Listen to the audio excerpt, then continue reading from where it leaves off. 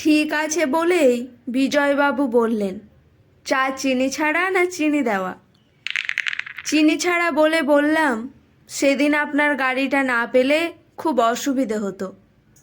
বিজয়বাবু সামান্য হেসে ওনার ফোনটা নিয়ে একজনকে ফোন করে বললেন, ওপরে দুটো চিনি ছাড়া চা আর টিফিন যা করেছিস দিয়ে যা। বলে ফোনটা কেটে দিয়ে টেবিলের ওপর সেটা রেখে বললেন, আপনার গাড়ির অবস্থা দেখে মিস্ত্রি বলেছিল এ সারাই করতে যা খরচ হবে তার থেকে নতুন লাগানো ভালো, তাই একেবারে সব কোম্পানির জিনিস লাগিয়ে দিয়েছি।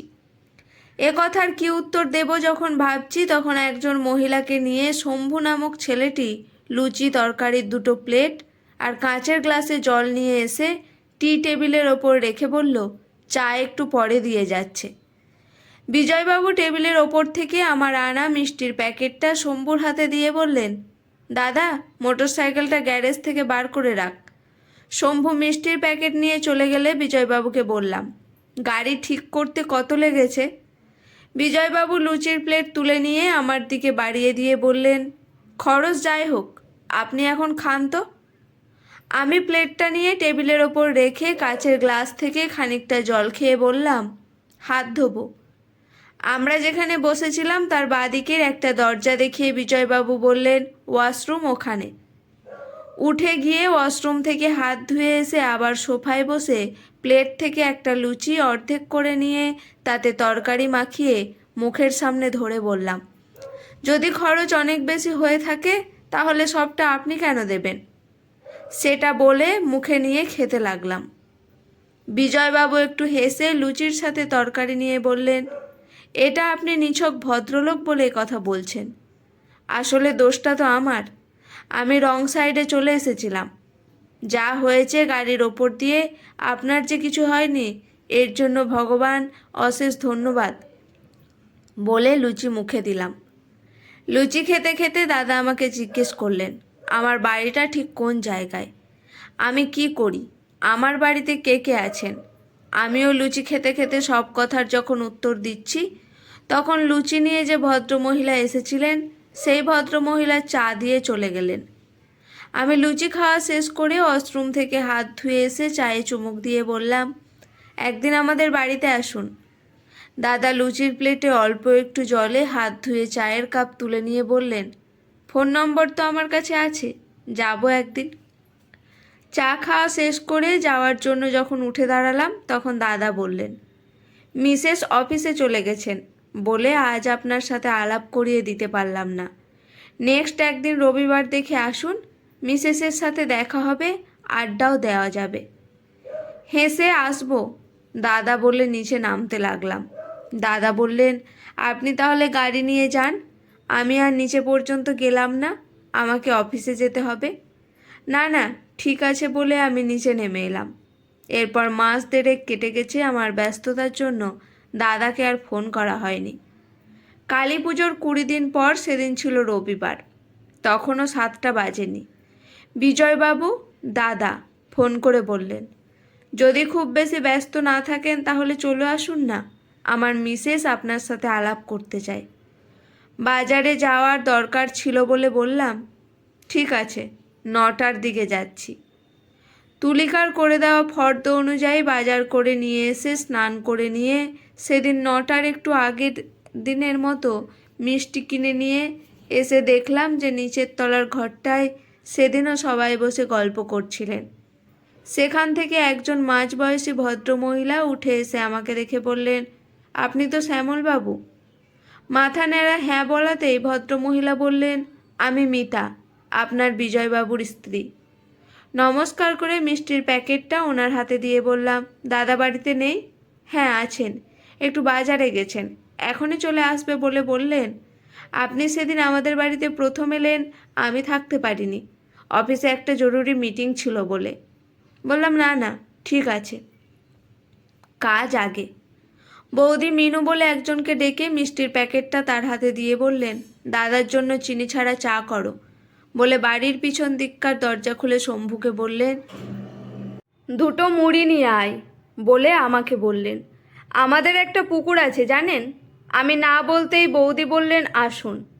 আমি বৌদির পিছন পিছন পুকুরের সামনে এসে দাঁড়ালে বৌদি বললেন, এ পুকুরে শুধু রুই আর কাতলা ছাড়া আছে, বাড়িতে কোনো বড় কাজ হলে এই মাছ ধরা হয়। এ কথা কেন আমাকে বৌদি বললেন জানি না, তবু চুপচাপ শুনে পুকুরটা যখন দেখছি তখন শম্ভু একটা পাত্রে খানিকটা মুড়ি নিয়ে এসে পুকুরে ছড়িয়ে দিল। জলের দিকে কয়েক সেকেন্ড তাকিয়ে থাকার পর দেখলাম 4-5টা বড় বড় কাতলা মাছ খাবি খেতে খেতে জলের লেভেলে এসে সেই মুড়ি খেতে লাগলো। বৌদি মাছগুলোর দিকে তাকিয়ে বললেন, এরকম সাইজের 40-42টা মাছ আছে। আমি শুধু বললাম, বাহ, খুব সুন্দর, আমার তো দেখেই ভালো লাগছে। বৌদি আসুন বলে বাড়ির ভেতরে নিয়ে এসে রান্নাঘরের সামনে ডাইনিংয়ে বসিয়ে মিনুকে বললেন, চা হয়েছে? মিনু নামক ভদ্র মহিলাটি চায়ের প্লেটের মধ্যে দুটো ক্রিম কেক আর বিস্কুট দিয়ে তখন চলে যাচ্ছে। তখন বৌদি বললেন, এই যে আমাদের বাড়িতে এত লোক দেখছেন, এরা কিন্তু সব আমাদের আত্মীয় স্বজন, আমরা একসাথে থাকি। কথাটা শুনে অবাক হয়ে বললাম, দারুণ ব্যাপার, এখনকার দিনে এসব আর দেখা যায় না। বলে যেই চায়ে চুমুক দিয়েছি, বিজয়বাবু আর মন্টু বাজার থেকে ফিরে আমাকে দেখে বললেন, দাদা, আমার আসতে একটু দেরি হয়ে গেল। বলে আমার পাশের চেয়ারটায় বসে বললেন, আপনি নিশ্চয়ই খুব বোরিং ফিল করছিলেন। একদমই না, আমি আসা মাত্র বৌদি আমাকে পুকুরের মাছ দেখাতে নিয়ে গিয়েছিলেন বলে বললাম। আজকের দিনে আপনার এই একান্নবর্তী পরিবার দেখে আমি খুব অবাক হয়েছি। মিনু, চা দে বলে দাদা কয়েক সেকেন্ড চুপ করে থেকে বললেন, যাই বলুন দাদা, আমাদের কোনো সন্তান নেই বলে আফসোস করি না, এদেরকে নিয়ে আছি। দাদাদের কোনো সন্তান নেই শুনে বৌদির দিকে একবার তাকিয়ে ডাইনিংয়ের আশেপাশে বসে দাঁড়িয়ে থাকা মানুষগুলোকে দেখে বললাম, আপনি তো কোনো সন্তান দত্তক নিতে পারতেন। দাদা হেসে সেদিন বলেছিলেন, সেরকম কোনো ইচ্ছা নেই বলে যারা এদিক ওদিক ছড়িয়ে ছিটিয়ে বসেছিলেন, দাঁড়িয়েছিলেন, তাদের দিকে দৃষ্টি ঘুরিয়ে বললেন, আমার ভাইপো, বোন, ভগ্নিপতি, ভাগ্নে থাকতে আমার অন্য কারো দরকার নেই। দাদার কথা শুনে সেদিন থেকে মানুষটার ওপর আমার শ্রদ্ধা অনেক গুণ বেড়ে গিয়েছিল। আমার পরিচিত যেসব পরিবার আগে একসঙ্গে থাকতো এখন ভেঙে গেছে, তাদেরকে আমি দাদার কথা বলেছি। তারা হাঁ করে শুনেছে আর বলেছে, বিজয়বাবুর যদি কোনো সন্তান থাকতো তাহলে বিজয়বাবুও সবাইকে নিয়ে থাকতে পারতেন না। সেদিন পরোটা খেতে খেতে দাদার কাছে শুনেছিলাম, উনি সবাইকে নিয়ে কোথায় কোথায় বেড়াতে গিয়েছিলেন, আবার সামনে কবে কোথায় যাবেন। বলে এক মুখ হাসি নিয়ে বলেছিলেন, এরাই আমার সন্তানের মতো। সেদিন প্রায় ঘন্টা দেড়েক থেকে আর একবার চা খেয়ে দাদার ওখান থেকে চলে এসেছিলাম।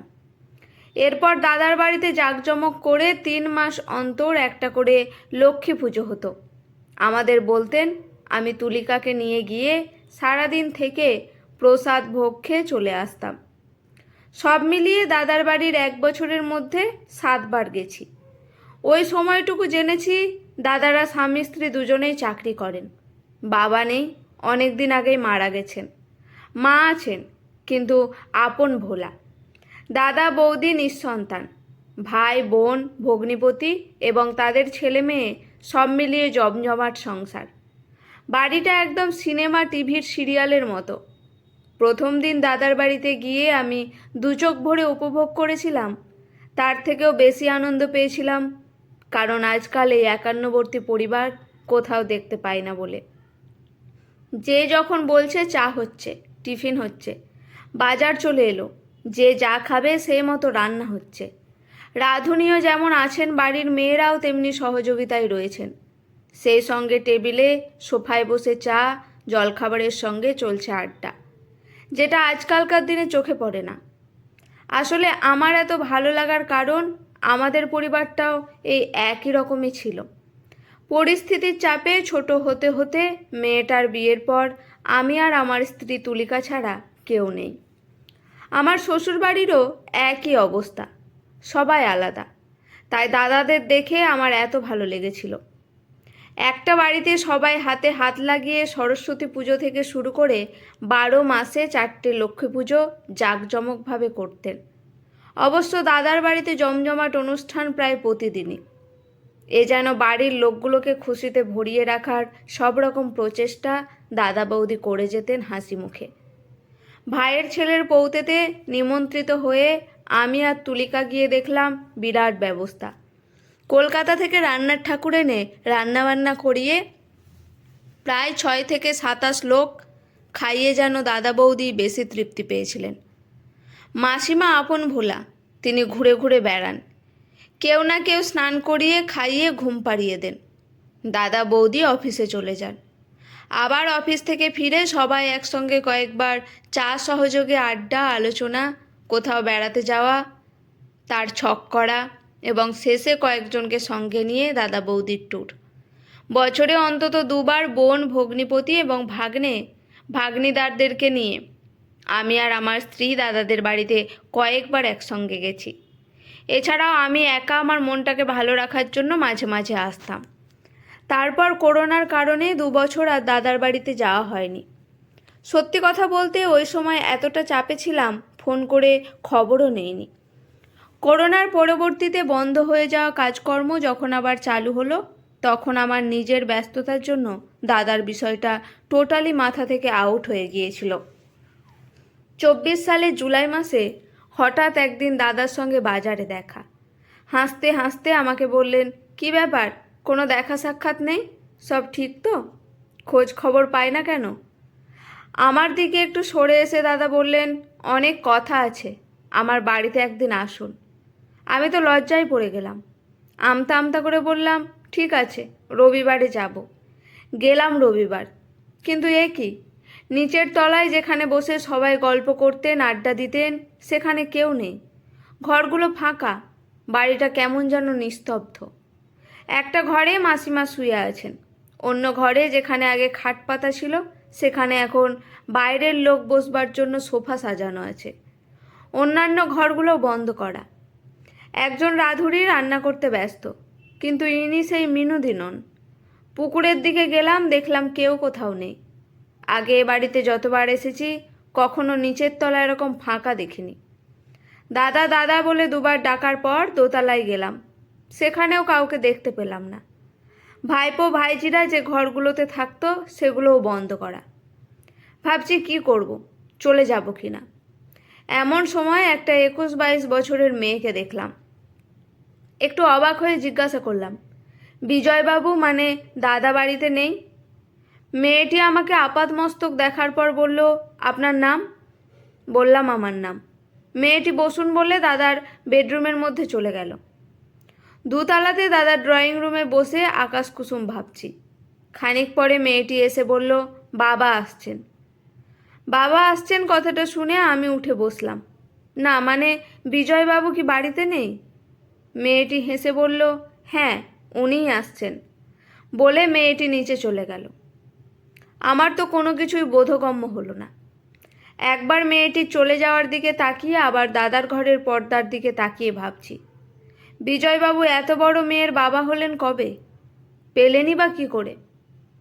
মর্নিং দাদা বলে বিজয়বাবু তার স্বভাবসিদ্ধ ভঙ্গিমায় হাসতে হাসতে পর্দা সরিয়ে বেডরুম থেকে বের হলেন। আমি ঢোক গিলে বললাম, হ্যাঁ মর্নিং। দাদা বললেন, দাঁড়িয়েও কেন, বসুন। তারপর আমাদের মেয়ের সঙ্গে আলাপ হলো।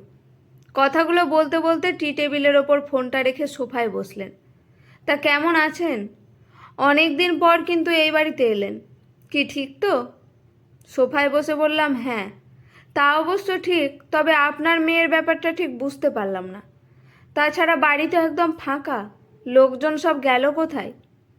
দাদা একটু হাসলেন, তারপর বললেন, আপনি কি সত্যিই কিছু জানেন না? বললাম, না, সত্যিই কিছু জানি না। তাহলে শুনুন বলে দাদা বলতে লাগলেন, এই মেয়েটিকে আমরা মেয়ে বলে গ্রহণ করায় আমাদের পরিবারে একেবারে মহাভারত হয়ে গেছে। হাঁ করে শুনতে শুনতে শুধু এটুকু বললাম, মেয়েটিকে পেলেন কোথায়? দাদা বললেন, পেলাম বলতে আপনার বৌদির সঙ্গে একই অফিসে চাকরি করতো মেয়েটি। সেখান থেকে সম্পর্ক তৈরি হতে হতে এমন একটা জায়গায় যায় যে শেষ পর্যন্ত মা মেয়ের পর্যায়ে পৌঁছায়। আপনার বৌদিও যেমন মেয়ে ছাড়া থাকতে পারছে না, মেয়েও তেমনি। আমরা দুজনে মেয়ের আসল বাবা মা মায়ের কাছে সব খুলে বললাম, এমনকি লেখাপড়া করার কথাও বলেছি। ভদ্রলোক পরিষ্কার বলেছেন, দেখুন আমার কোনো অসুবিধা বা আপত্তি নেই, আপনারা যদি খুশি হন তাহলে তো ভালোই, তবে আমার মনে হয় লেখাপড়ার করার খুব একটা দরকার হবে না। মেয়ের যখন আপনাদের কাছে থাকার দরকার হবে তখন সে থাকবে, আবার যখন এখানে থাকতে ইচ্ছে হবে তখন এখানে থাকবে। ওর আসল বাবা মা কিন্তু সুন্দরভাবে মেনে নিলেন। আমরা সবাই মাঝে মাঝে ওনার ওখানে যাই, ওনারাও আমাদের এখানে আসেন, থাকেন, একসঙ্গে বেড়াতেও যায়। মেয়েটি হাতে ট্রে নিয়ে উঠে আসছে দেখে দাদা কথা থামালেন। মেয়েটি টেবিলের ওপর চা জলখাবার সাজিয়ে রেখে চলে গেল। দাদা চায়ে চুমুক দিয়ে আবার বলতে লাগলেন, সমস্যাটা হলো আমার আত্মীয় স্বজনদের নিয়ে। তারা একেবারে যুদ্ধাংদেহী মনোভাব নিয়ে ঝাঁপিয়ে পড়ল।